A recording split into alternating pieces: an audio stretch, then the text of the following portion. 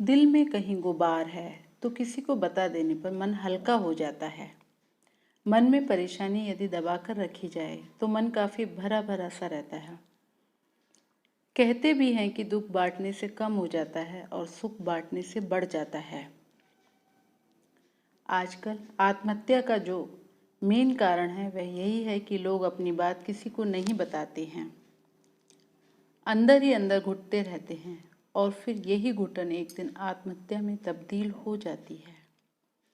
हर किसी के पास कुछ भरोसेमंद मित्र व रिश्तेदार दिल की बात करने के लिए होने ही चाहिए।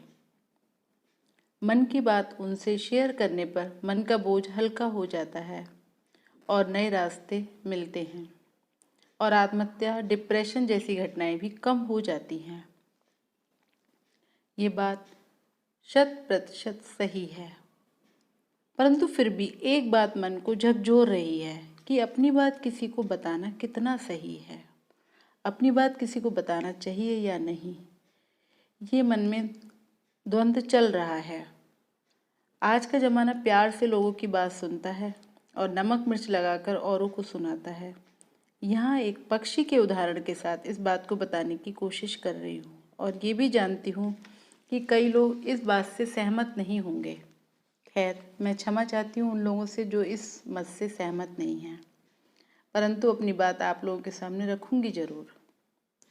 तो शुरू करती हूँ उस पक्षी की कहानी। एक पक्षी जो रोड पर पड़ा था, घायल अवस्था में था।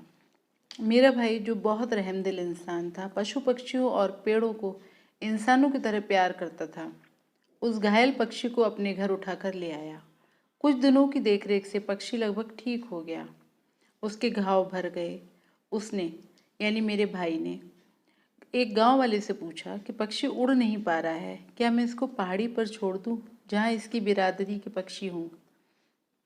उन पक्षियों के साथ उसका मन लग जाएगा और शायद इसकी तबीयत में और सुधार हो जाए। परंतु गांव वाले ने कहा, आपने इसे बचाया है, अब आप इसे मरने के लिए मत छोड़ो।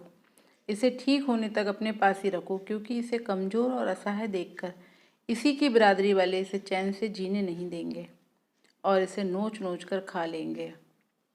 दोस्तों, उस दिन वास्तव में जीवन की एक बात समझ में आ गई कि अगर आप कमज़ोर हो गए हैं और लोगों को इस बात की भनक पड़ गई है कि आप कमज़ोर हो चुके हैं, तो वो लोग आपको अपने तरीके से नोचना, नीचा दिखाना शुरू कर देंगे। इसलिए स्वयं को किसी की नज़र में कमज़ोर साबित मत करो, क्योंकि आपकी असहाय स्थिति का लोग सिर्फ फ़ायदा ही उठाएंगे, ना कि आपकी मदद करेंगे। तनिक सोचिए, इस पर विचार कीजिए। सोचिए please. Please like, share and subscribe. Thank you so much.